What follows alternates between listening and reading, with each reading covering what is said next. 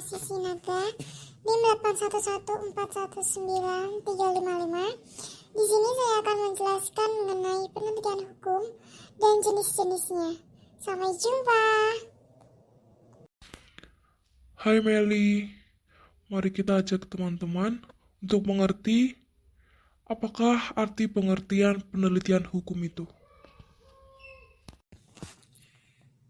Hai Iko, menurut pendapat Surjono Sukamto, penelitian hukum adalah suatu penelitian ilmiah yang mempelajari suatu gejala hukum tertentu dengan menganalisisnya atau melakukan pemeriksaan yang mendalam terhadap fakta hukum untuk kemudian mengusahakan suatu pemecahan atas permasalahan yang timbul dari gejala yang bersangkutan.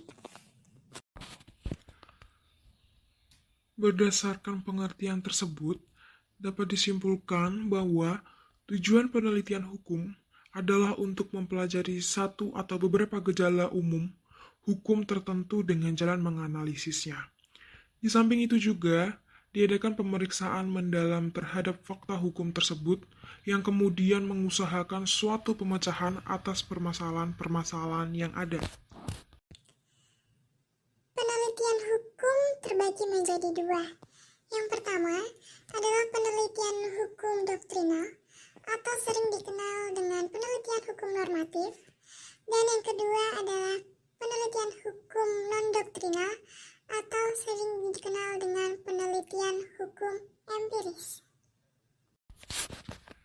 Menurut Peter Mahmud Marzuki, dijelaskan bahwa penelitian hukum normatif adalah suatu proses untuk menemukan suatu aturan hukum, prinsip-prinsip hukum, maupun doktrin-doktrin hukum untuk menjawab permasalahan hukum yang dihadapi.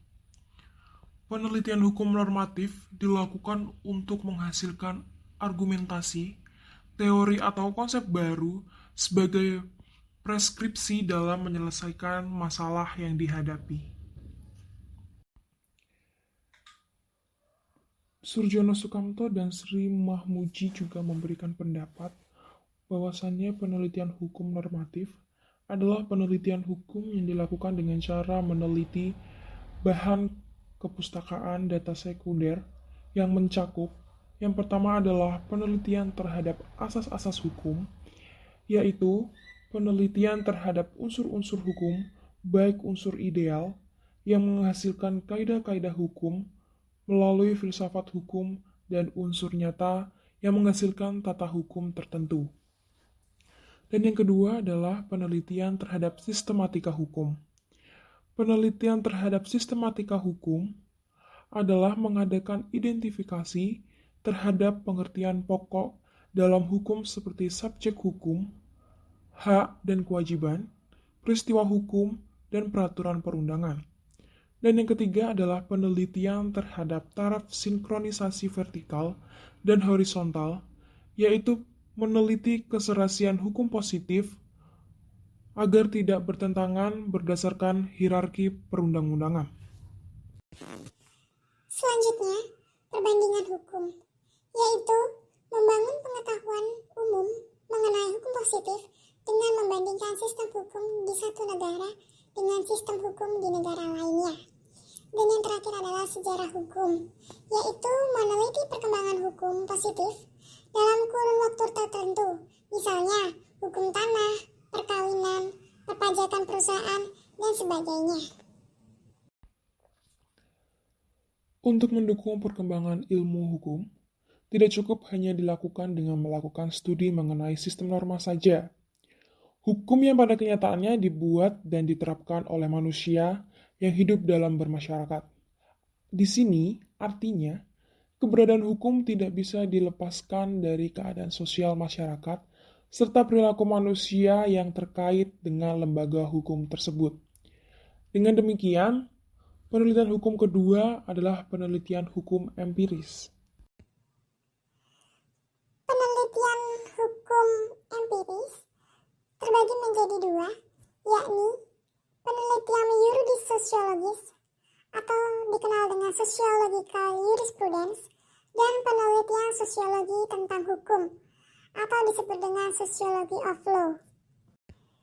Penelitian yuridis sosiologis berbasis pada ilmu hukum, yakni isu penelitian yang diajukan selalu terkait dengan sistem norma atau peraturan perundangan ketika berinteraksi dalam masyarakat atau law in action.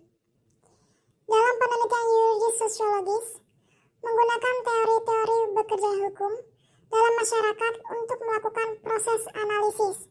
Contohnya adalah teori efektivitas hukum, hukum dan pembangunan, dan sebagainya. Pendekatan yang dapat dilakukan dalam penelitian yuridis sosiologis adalah menggunakan pendekatan kualitatif maupun kuantitatif. Yang kedua adalah penelitian sosiologi tentang hukum atau sosiologi of law. Penelitian ini berbasis pada ilmu sosial. Isu penelitiannya adalah melihat bagaimana hukum sebagai perilaku sosial yang ajak dan terlembagakan. Di sini, hukum diposisikan sebagai sesuatu yang hidup dalam masyarakat atau living law. Penelitian ini menggunakan teori-teori ilmu sosial dalam proses analisisnya. Contohnya, menggunakan teori struktural fungsional, teori konflik, dan sebagainya. Pendekatan yang dapat dilakukan dalam penelitian sosiologi tentang hukum adalah pendekatan kualitatif. Sekian yang dapat kami sampaikan. Apabila ada kekurangan kata, mohon dimaafkan.